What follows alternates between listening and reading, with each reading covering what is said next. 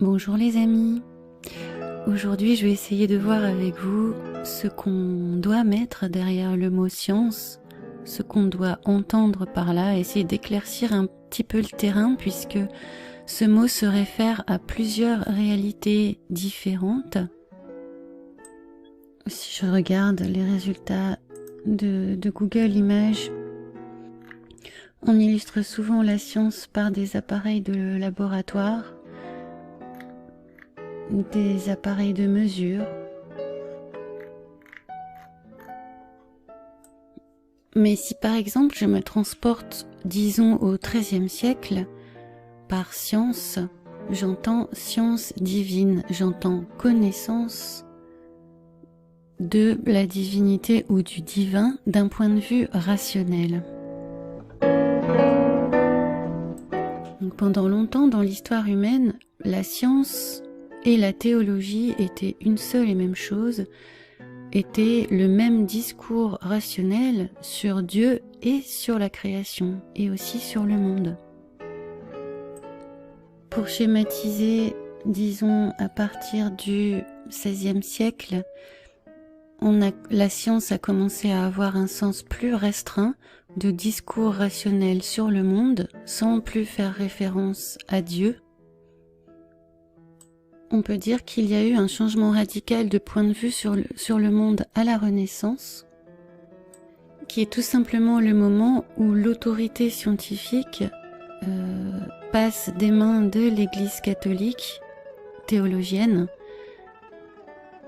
vers une séparation de la science et de la religion catholique en réalité, puisqu'on verra que la science ne quitte jamais vraiment le monde des croyances et que c'est une croyance en soi de penser que la science est dégagée de toute croyance.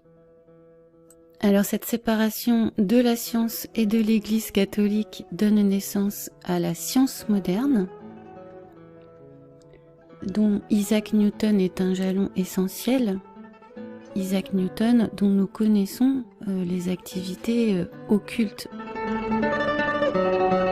À peu près à la même époque en France, nous avons le philosophe René Descartes, qui est aussi scientifique et dont les travaux sur l'optique ont été retenus par la postérité, ainsi que beaucoup d'autres travaux.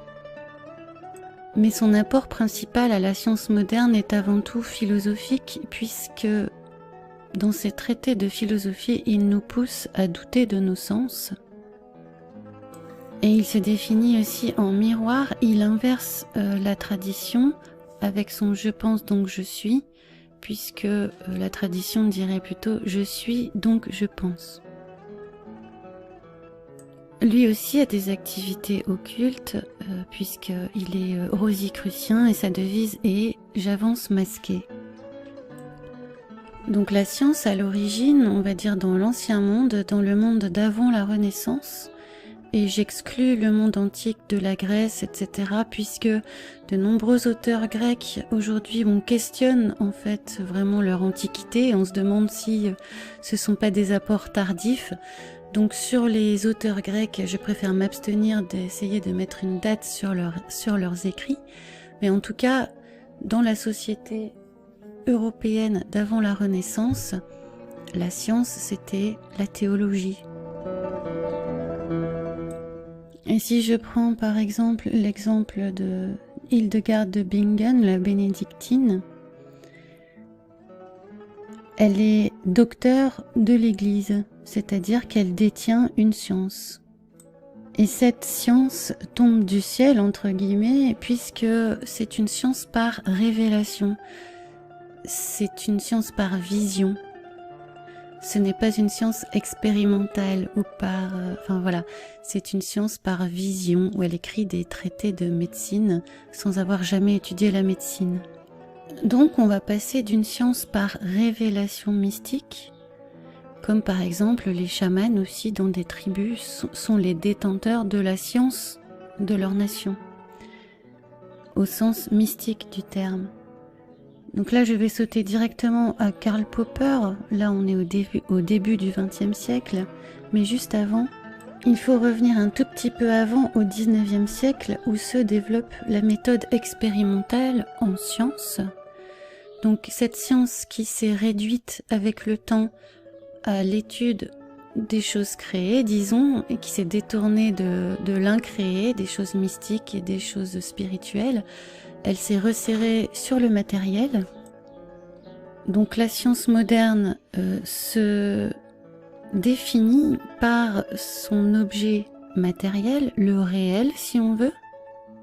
Donc on a laissé tomber les choses spirituelles pour ne se concentrer que sur les choses tangibles. Et d'autre part, sur la méthode, sur la question de la méthode, on a développé ce qu'on appelle la méthode expérimentale à partir du 19e siècle, contre la méthode, on va dire, mystique, qui avait pu prévaloir avant.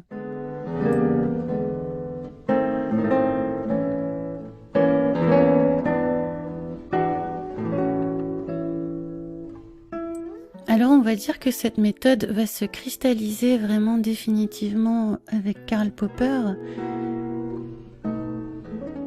mort en 1994. Alors vous voyez que c'est une méthode récente. Donc qui va réduire encore, si vous voulez, la définition de science pour maintenant exclure de la définition de la science tout ce qui est aspect métaphysique, donc qui va rendre radicale cette distinction avec la métaphysique, avec les concepts, disons. Donc il va insister très fort sur l'aspect expérimental, ce qu'il nommera aussi falsifiable, c'est-à-dire qui est ouvert à la critique, qui offre la possibilité d'une contradiction. Et c'est en ce sens, par exemple, qu'il va critiquer la théorie de Darwin, on ne peut pas la réfuter en fait. Il faut y croire sans pouvoir expérimenter, pour cause, puisque les transformations des êtres se feraient sur des périodes de durée beaucoup trop longue pour pouvoir être expérimentées. Nous devons donc accepter cette théorie sans pouvoir la tester, la falsifier, dirait Popper. Donc en gros, la méthode scientifique est globalement acceptée de nos jours. Je dis globalement parce que elle n'est pas toujours suivie à la lettre. Ce qui se déclare scientifique ne suit pas forcément cette méthode scientifique, mais normalement cette méthode, on part d'une observation, on fait une hypothèse, disons, là ils mettent théorie mais on pourrait mettre plutôt hypothèse, qui va donner lieu à des prédictions que nous allons tester, mettre à l'épreuve par une expérience, par une expérimentation. Voilà, c'est ce qu'on apprend à l'école. Formuler une question, faire une hypothèse, une prédiction, tester la prédiction, analyser la prédiction, formuler une nouvelle question. Observation, théorie, expérience, prédiction. Ici, par contre, on a une fausse méthode scientifique, une méthode utilisée par la pseudoscience qui consiste en partir d'une théorie et rechercher des observations qui vont absolument dans le sens de sa théorie de départ et de modifier tous les paramètres possibles des expériences afin d'arriver à un résultat qui tendrait à prouver la théorie de départ. Ça, c'est la méthode des charlatans en sciences, mais dans tous les autres domaines, les charlatans opèrent de la même façon, y compris en rhétorique, pour avoir raison. Donc, c'est bien connu de tout le monde, pas seulement du milieu scientifique. Bon, notre première définition de la science, c'était, on va dire, connaissance, et connaissance totale, connaissance divine, pratiquement. Une deuxième définition de la science qui a été une réduction de cette première définition à partir de la Renaissance, disons, où c'est devenu connaissance du créé, uniquement de ce qui est matériel, et détaché de toute notion de Dieu. Enfin, on est devenu de plus en plus expérimental, et notre méthode scientifique aujourd'hui et le mot science aujourd'hui se cristallise autour d'une méthode qui a été notamment conceptualisée par Karl Popper au XXe siècle. Et là, on arrive à une troisième définition, en tout cas une troisième réalité qui se cache dans notre discours derrière le mot science, c'est la communauté scientifique. Quand on dit typiquement la science a dit ceci, la science a prouvé que, on parle de la communauté scientifique comme on parle de communauté internationale, hein, comme s'il y avait une vision qui survolait comme ça, une vision transcendante des choses. Mais finalement, comme disait Simone Weil, la science, dans ce sens-là, ce n'est que le village une poignée de scientifiques, une poignée de chercheurs élus, une poignée de savants qui émettent et sont défendeurs et gardiens d'une doctrine. Alors par exemple, en ce moment, on entend parler de doctrine médicale pour ce qui concerne la Direction générale de la santé, donc là Olivier Véran c'est le ministre, mais on a Jérôme Salomon qui est le directeur général de la santé, je crois, qui servent une doctrine. C'est-à-dire que sur la question des masques, sur la question des tests, sur la question du confinement, il y a une doctrine, c'est-à-dire une parole officielle qui est transmise aux médecins et que les médecins eux-mêmes, dont les médecins eux-mêmes doivent se faire les transmetteurs. C'est la doctrine qui est décidée donc au niveau de la Direction générale de la santé et donc politiquement.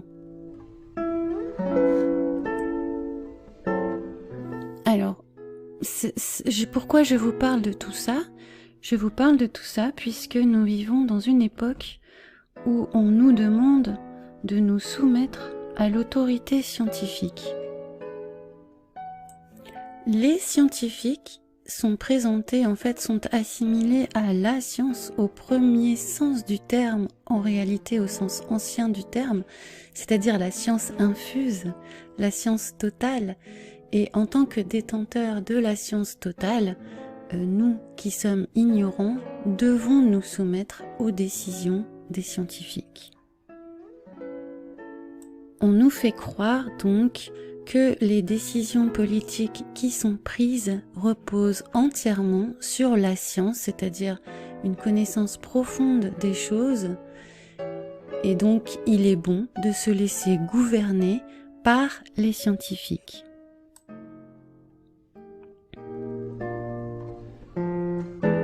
Les scientifiques qui sont les prêtres de notre époque en réalité.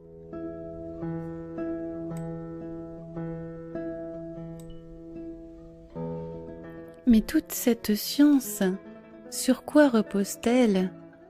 Repose-t-elle justement sur des éléments tangibles, comme elle s'est promis de le faire à partir du XIXe siècle, à rester strictement expérimentale ?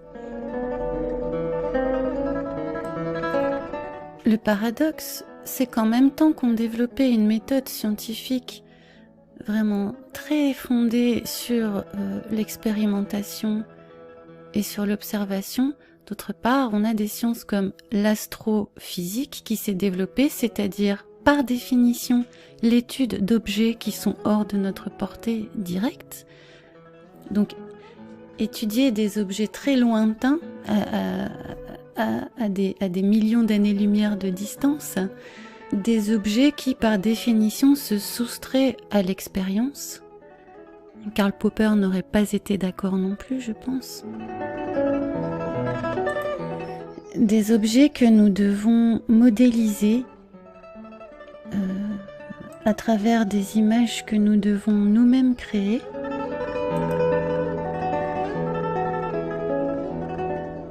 Et pour ça, je vous reporte vers une autre vidéo que j'ai faite à propos de la modélisation, du rôle de la modélisation en sciences, que ce soit pour le réchauffement climatique, que ce soit pour prédire les suites d'une épidémie ou pour reproduire des systèmes solaires lointains ou imaginaires.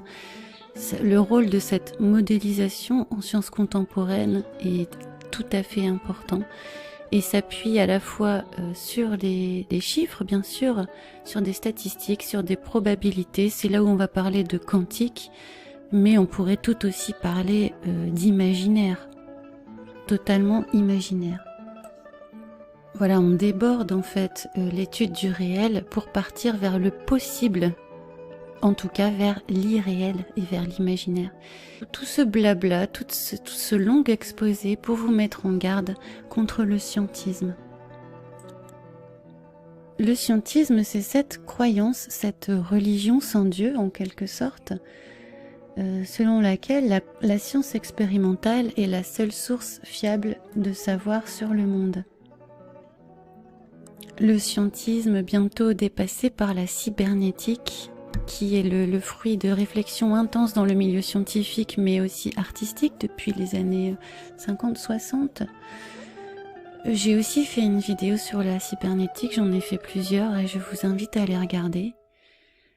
Bon, j'espère que tout ça donnera un petit éclairage sur ce que nous sommes en train de vivre et qui n'est pas du tout détaché de cette histoire des sciences, puisque aujourd'hui, l'autorité spirituelle se trouve aux mains des scientifiques.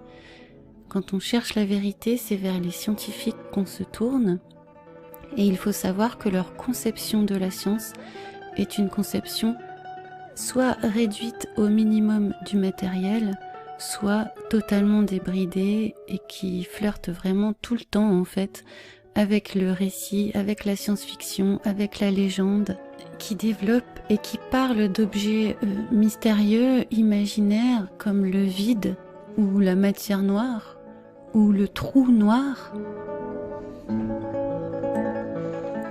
où le scientifique est la référence ultime au niveau de l'autorité intellectuelle de notre temps. Et les fameuses expériences de soumission à l'autorité qu'a faite Stanley Milgram, il n'a pas utilisé un prêtre pour figurer cette autorité, mais il a utilisé des blouses blanches. Donc ce ne sont pas des militaires ou des prêtres qui ont contraint la personne d'envoyer des décharges électriques à une autre, mais bien la parole autorisée du scientifique avec sa blouse blanche, ce prétexte de la science qui a donné lieu aussi à des dérives épouvantables pendant l'époque nazie, où sous prétexte de science on a torturé et mutilé pas mal de monde dans les camps. Ça, je pense qu'on n'en parle pas très souvent en fait de cet aspect-là. Bon, en tout cas, merci de m'avoir écouté, bravo d'avoir écouté jusqu'au bout. J'espère vous avoir apporté des éléments qui vous éclairent ou qui vous apportent quelque chose. Et je vous dis à bientôt. Moi, c'était un plaisir de mettre mes propres idées au clair pour vous. Salut!